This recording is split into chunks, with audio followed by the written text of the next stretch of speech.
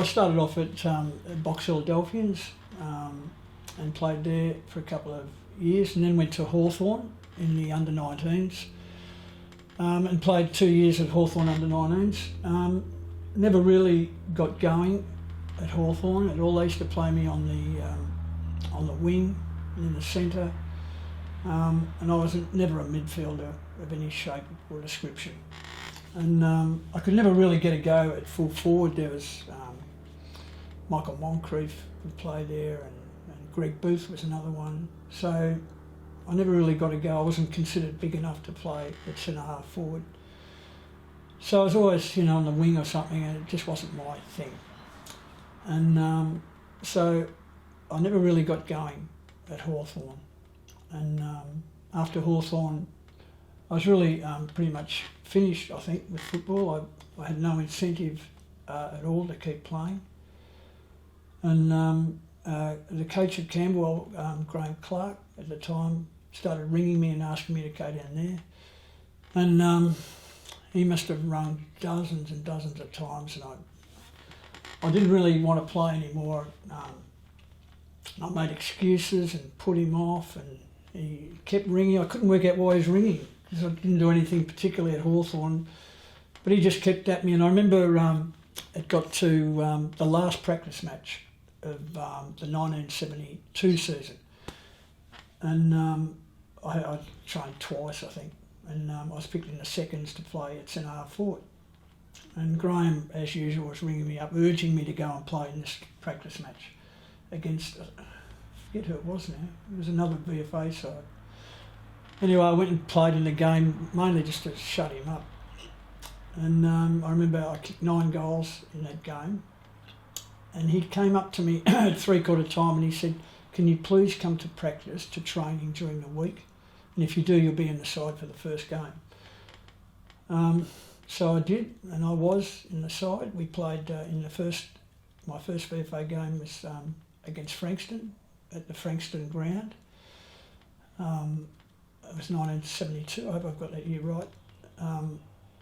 And Peter de Bon was the captain. My great friend Graham Bryans was the best player on the ground. And I played at full forward, kicked 4 goals on a guy, I think his name was Peter Rosenbach. And we won the game by 3 points.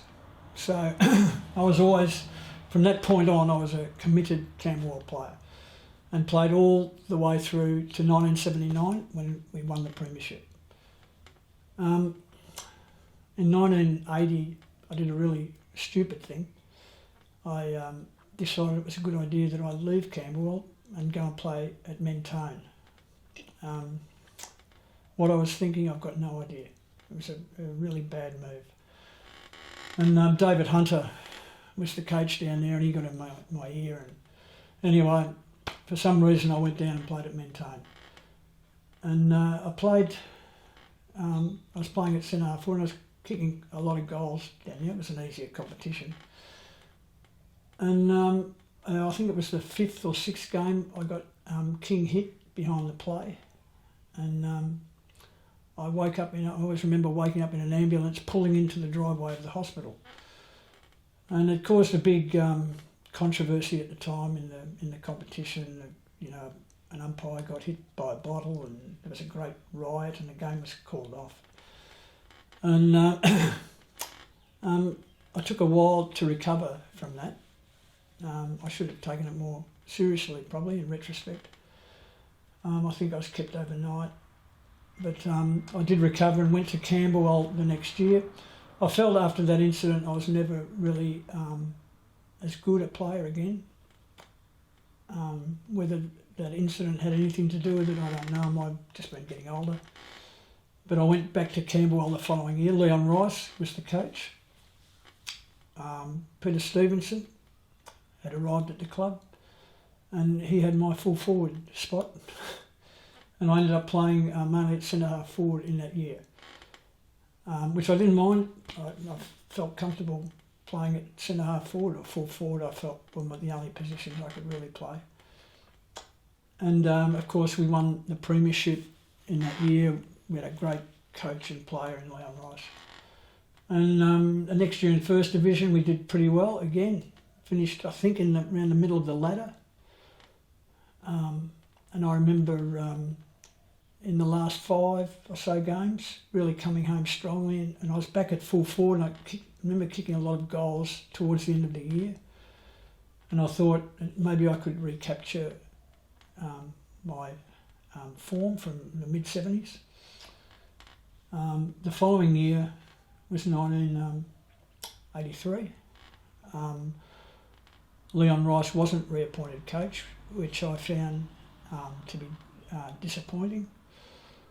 The new coach came in, was the first coach that we'd ever had at Camberwell that I didn't particularly get on with. I'm not blaming him, it was my fault as well.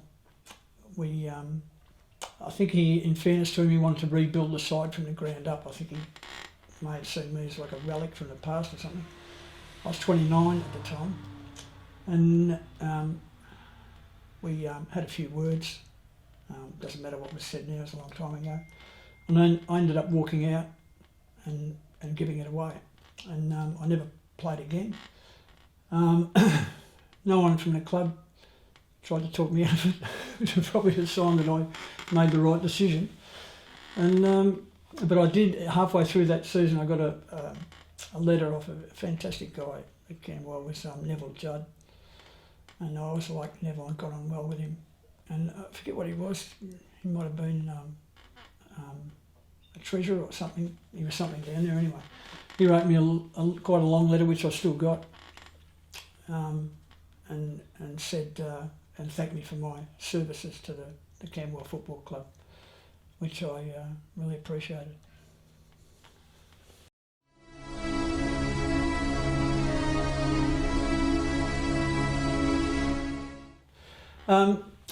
Well, I was never an athlete. You know, I wasn't a runner. I wasn't aerobically good. I wasn't a runner. I couldn't run fast or long or anything. So I really consider myself just a full forward or a centre half forward. That was really the only positions that I could play. I think I had quick reflexes. I think I was good at preying on other people's mistakes, which is probably what I was best at. So if a fullback put a foot wrong, I could generally make them pay for it. You know, I was an okay mark. I could kick accurately. You know, I think I was a good team player in later years. Perhaps in the early years I was a bit, I don't know, a bit selfish, a bit self-centred, but I think I became a good team player in later years. Yeah, look, I was short-sighted. I still am. I'm worse now. I couldn't see the scoreboard at all. I wasn't even close to seeing it. Even at Camberwell, up the scoreboard end, I couldn't see. Couldn't read the scores, and I couldn't see the other side of the ground. Basically, I could only pick it up after it got past the centre line, which was really all I needed. So people would say, well, gee, so-and-so played a great game in the back line, but I hadn't actually seen him all day. And it was a problem only in the fact that in a close game I often didn't know what exactly the score was, but I generally asked someone around me how we were going, and players knew I couldn't see anything. I didn't wear contact lenses. I'm not sure why I didn't, but I didn't. And so that was it, yeah. People often ask me, I had trouble seeing the goals as well. And they often ask me how I could kick so accurately. But I think seeing the goalposts, I could see roughly where they were, and that's all I needed. I think seeing the goalposts is overrated for a goal kicker. I watch these guys playing today, and they have all sorts of theories of lining up people behind the goals and things. You know, I think you're best off when you're kicking for goal, putting the goal sticks out of your mind. They're too centred on the goal stick. So I would line myself up in the general direction and just kick a normal kick, and not think about the goalposts, and I think not being able to see them very clearly was an advantage rather than a disadvantage.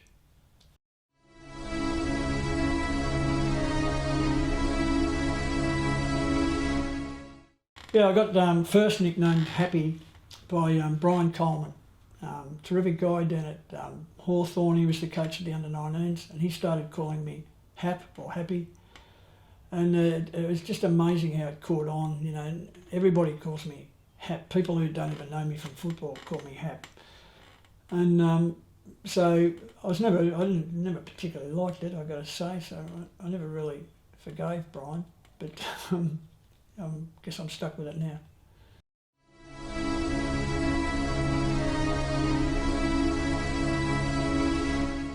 Clearly I was thrilled to be in the team of the century. It's something that I think about a lot.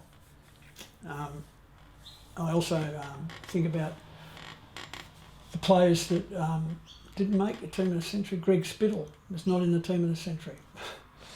John Hook wasn't in the team of the century. You know, they were great Camberwell footballers.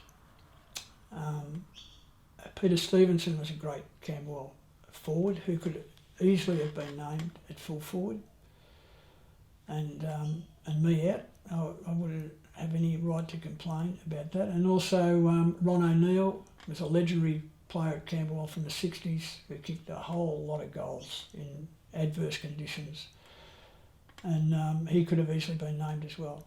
So I was thrilled, as always, at Camberwell. Really sums up my whole career. I got lucky.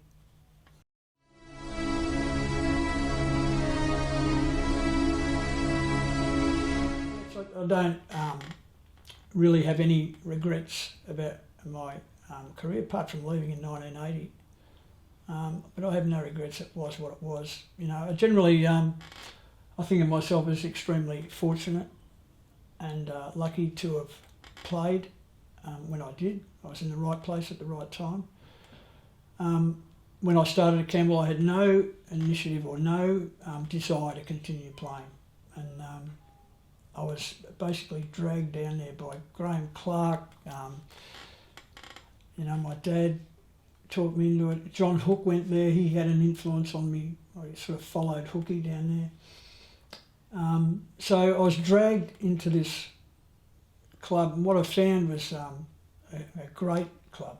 You know, I was unwittingly dragged into this great club that, you know, had Ron Peck, Johnny Reiner and Peter Kemp, Peter McKinlay and Russell Withers, Gordon Duff. You know, great people behind the scenes. So it was just a fantastic club. And it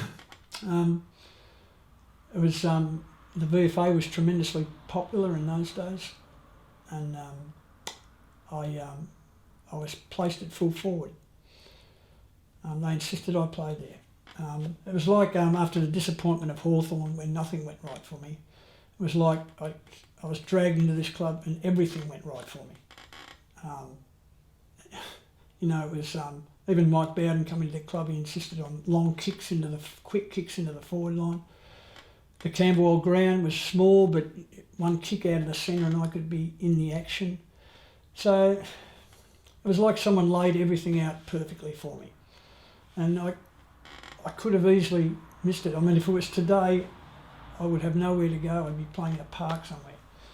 So I was really fortunate and lucky, and I'm, you know, I feel grateful for having had the opportunity to do the little bit that I did. I would never have gone there. I owe a bit of gratitude to Graham Clark for dragging me down there, my wonderful dad, and you know, Hookie unwittingly played a part as well. So, and I was always looked after by the club. I was always looked after by the coaches, always supported me, the players. I had great players around me. The supporters were really good to me. You know, they'd send me letters and kids would give me presents and things, you know. From Hawthorn when nothing went right to Camberwell where basically I couldn't do anything wrong for quite a few years. So grateful, I suppose. That's how I feel.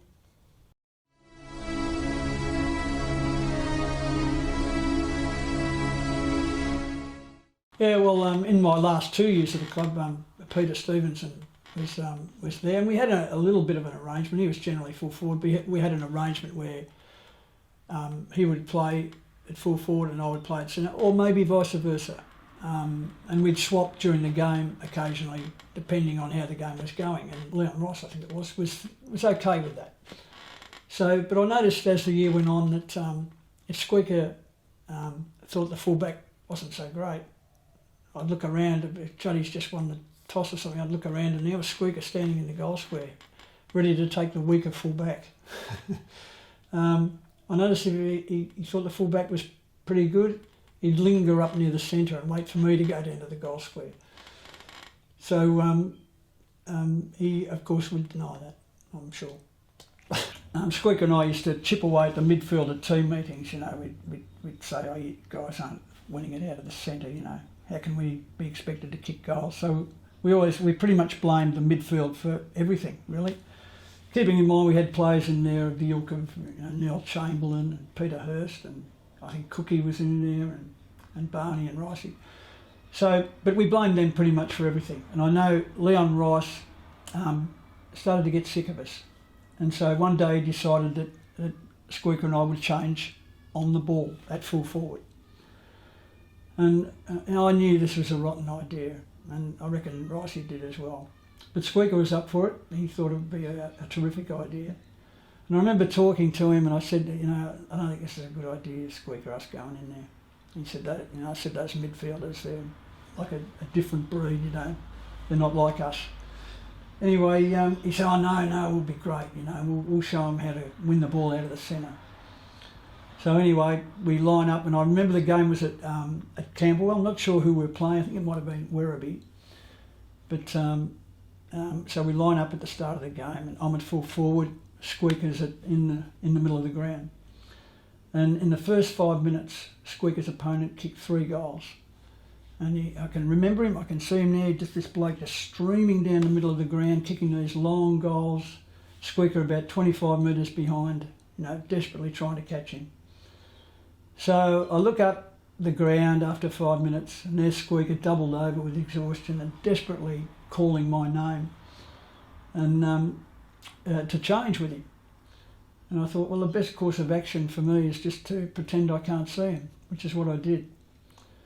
But inevitably, there were players around, and they said, "Oh, Hap, I think Squeaker wants to change with you." So I went in there, and I wasn't much better. And I always remember Ricey at quarter time, he came over to Squeaker and I. Squeaker was still doubled over with exhaustion. And he just shook his head like that. He just said, "Oh, great.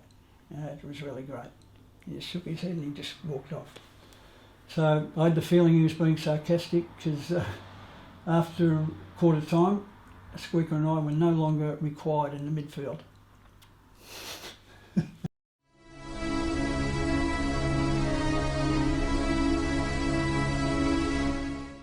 Billy Lang at Morty Elliott was a really tough opponent, as was John Redenbach at Northcote. They were players that you could kick early goals on them, but they would never give up. Alfie Buse was a bit nutty. Am I allowed to say that? A bit nutty, but he was a really good player. And but I think the best player I played on was a guy called Barry Nolan. He played at fullback when I first came into the VFA. He was a really super player. And I think, I've got a feeling he might have won a Liston Trophy later, years later. I'm not exactly sure, but I would say Barry Nolan was the best player that I played against.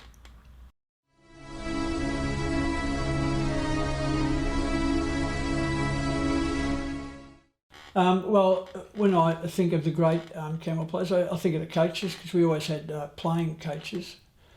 The first one was Mike Bowden, who was a fantastic guy I really respect and still do, actually. And he was also a great player and a real presence on the ground. Ray Smith was a fantastic player, a defender, who was a really innovative coach.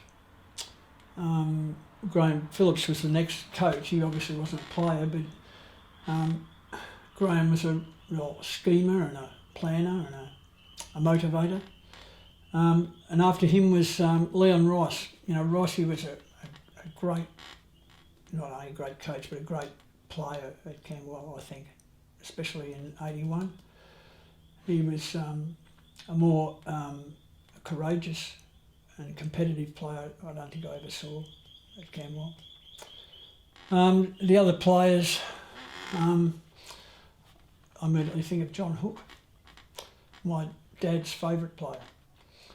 And he was a real warrior for the club. Greg Spittle was an absolute champion player, as was Bluey Oliver. And they were not only great players but great leaders as well, along with Colin Judd. George Stone in the early days, I never saw a better player in the VFA than George Stone. Jeff Simpson as well was a fantastic player over a long period of time. Terry Wallace was a really, really good young player before he went to Hawthorn. In the later years, Peter Stevenson was obviously a really unique talent. Barney Davidson seemed like he took his own ball out onto the ground. He had it that often. I'm forgetting players. There's others I was going to mention, but I apologise to the players I've forgotten.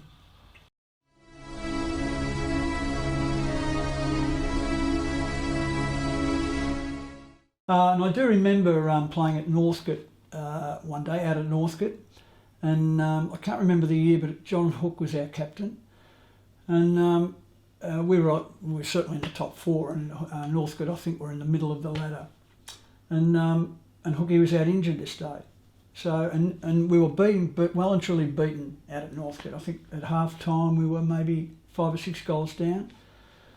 And we're all in the rooms at half time and no one was really saying very much. And Hookie suddenly burst in. He storms into the rooms and he's kicking chairs over and pushing people aside. And he glares at all the players and he picked up a chair and walked over to the wall and smashed it against the wall, and the chair just obliterated into 100 pieces. I don't know how he did that. And then he came back to the players and he screamed at the top of his voice, "Effing pathetic." And he stormed off and kicking over chairs as he left, and that was the last we saw of Hookie on the day. Didn't help though, we still lost the game.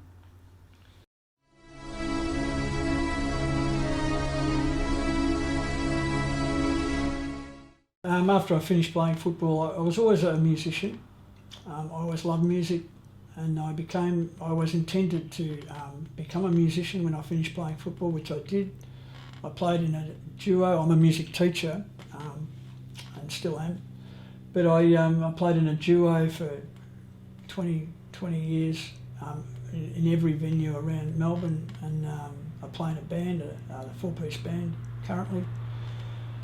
And I've always loved it, and I suppose in some ways it replaced football. You know, the adrenaline rush of playing football, I had a perfect replacement to move into. Which I have. It's now occupies my whole life really. Teaching and playing, so I do love it. Yeah. After I retired in 1983, after the pre-season, I didn't play again. I was 29, and I haven't seen a game of football from that moment to this. I can honestly say that. I have no interest in going and watching. I've watched games on telly occasionally, but I've not seen a live game since that moment.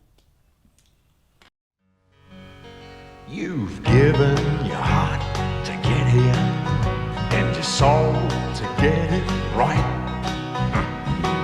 You can take 'em boots and all, but it's sure gonna take a fight. When you spend all week getting to your peak, you're gonna have your say. You bet. On Sunday, it's the VFA. It's Sunday. You're gonna make your